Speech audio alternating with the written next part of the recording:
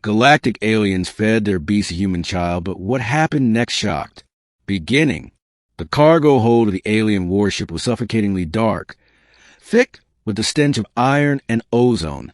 17-year-old Daniel Carter could barely breathe as he lay shackled to the cold metallic floor, his wrists bruised raw by the chains that bound him. Hours earlier, he had been walking home from a small town on Earth when the sky had erupted in blue light. A beam had plucked him into the heavens, and he awoke surrounded by creatures that were most definitely not human. They called themselves the Zerati, a reptilian race with skin that shimmered like molten bronze and eyes burning a fierce crimson. Daniel had overheard enough to piece together his fate. He wasn't a prisoner of war. He wasn't even a hostage. He was food. Whispers among the guards spoke of a creature known only as the Beast. It was a pride of the Zerati Empire, a genetically engineered monster, kept alive on a diet of rare prey.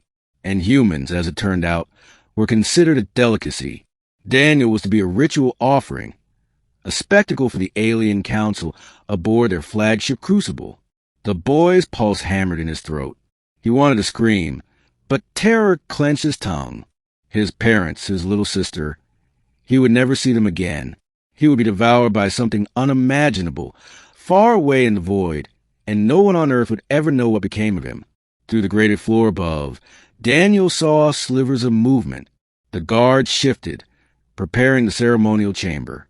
Chants echoed, a low, guttural chorus that rattled his bones. Then the cage opened, and Daniel was dragged forward. The chamber was massive, glowing faintly with the light of alien runes etched into the walls. At its center was a pit, circular and black as the abyss. Around the rim sat the Zerati High Council, their scales adorned with precious metals, their teeth bared in anticipation. One of the guards shoved Daniel onto the edge of the pit. He stumbled forward, almost falling in. The council leader, a towering alien with golden ridges cresting his skull, lifted a clawed hand. "Today," the leader roared, his voice echoing through the chamber, "we honor our empire by feeding the beast a prize beyond value, a child of soul, a human." The council hissed in unison, their voices vibrating like a hive of wasps. Daniel's stomach twisted. A deep rumble shook the floor. From the shadows of the pit, something stirred. It emerged slowly, a mountain of flesh and scales, its body sleek yet scarred from countless battles. Its maw gaped wide, revealing rows of serrated teeth longer than Daniel's arm. 6 burning eyes blinked in different rhythms, all fixed on the boy. The beast's breath rolled out in waves of hot, putrid air, rattling his chest. Daniel's knees buckled. He wanted to run, but the guards closed behind him, spears raised. The creature roared, shaking the chamber. And then it lunged. Instinct screamed at Daniel to shut his eyes. He waited for teeth to pierce his skin, for agony to consume him. But it didn't come. Instead, the beast halted, its snout inches from his face. Daniel opened his eyes and met its gaze. For a terrifying moment, nothing moved. Then, against all expectation, the monster sniffed him. A low, rumbling sound filled the pit. Not a growl, not hunger, something softer, almost curious. The council stirred uneasily. This wasn't what was supposed to happen. The beast nudged Daniel gently, pushing him but not biting. The boy staggered backward, confused. It sniffed again, then gave a guttural chuff. The council leader rose to his feet. "Why does it not feed?" "Perhaps it rejects the prey," one of the advisors hissed. "Impossible," another snarled. "No flesh has ever been refused." But Daniel felt something strange, like an invisible thread weaving between himself and the beast. The creature's eyes softened, its muscles relaxing.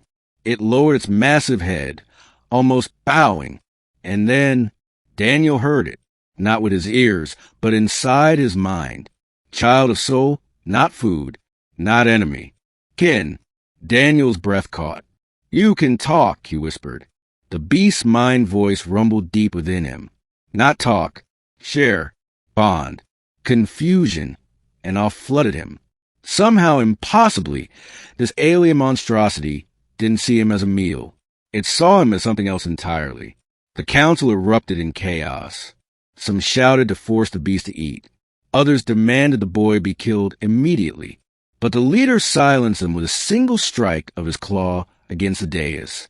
If the beast refuses to devour, he growled, then perhaps the human must fight it. Let the arena decide. The floor shifted. The pit expanded, forming an arena of jagged stone and shifting platforms. Weapons rose from the ground. Alien spears, energy blades, hooked chains. The beast circled Daniel, but its voice echoed again in his mind. Do not fear. Play their game. Show strength. Daniel swallowed hard. He was no warrior. He was just a teenager from Earth who'd never held anything sharper than a kitchen knife. Yet the beast's gaze filled him with a strange confidence. The trial began. Aliens poured into the arena. Warriors chose and provoked the beast and pushed Daniel into combat.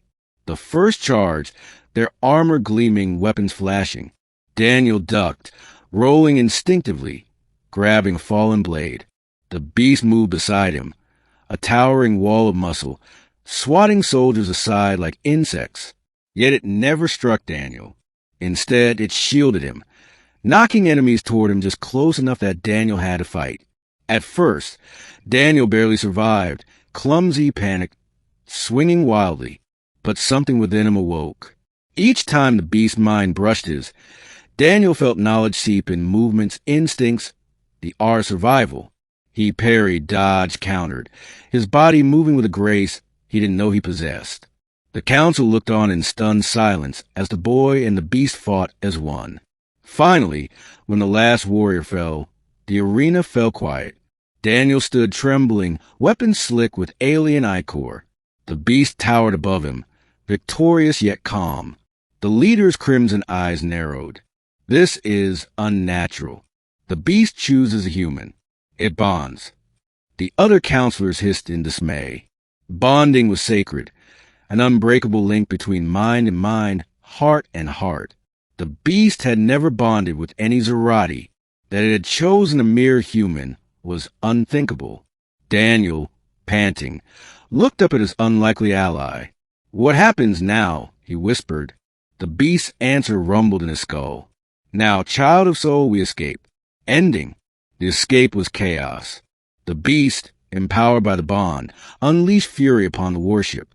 It tore through walls, ripped open gates, and devoured weapons fire as though it were nothing.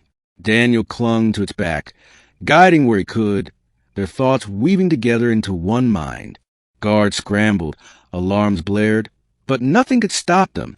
The beast seemed to grow stronger with every step, as though the bond unlocked something long suppressed. Finally, they burst into the docking bay. Rows of alien ships gleamed under harsh light. Soldiers swarmed, but the beast swept them aside. Daniel spotted a small craft, something he could fly. Go, the beast urged. Take it. Live. Daniel's chest tightened. What about you? The beast's 6 eyes glowed softly.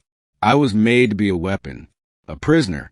But now, I choose freedom. My freedom is here, in battle. Yours is out there, among the stars. Tears stung Daniel's eyes. He didn't want to leave, but deep down he knew the truth. If he stayed, they would both be captured again. The only chance was for him to go. Thank you, he whispered, for everything. The beast lowered its massive head, allowing Daniel to slide off. One last nudge, a rumbling purr that shook his bones. Then it turned, facing the oncoming army. With a final roar, it charged, buying Daniel the time he needed. Heart aching, Daniel sprinted to the small craft, firing up its controls. The engines roared. The hangar doors opened a void, and in a blinding burst of light, he was free. Through the viewport, Daniel glimpsed the last image of his companion. The beast, surrounded, fighting with unstoppable fury. Then the stars swallowed everything. Weeks later, drifting in the quiet of space aboard the stolen ship, Daniel replayed the events in his mind. He was alive because of the creature meant to devour him. The bond still lingered faintly in his thoughts, an echo of the beast's presence. And sometimes, when the silence grew too heavy, he swore he could still hear that voice.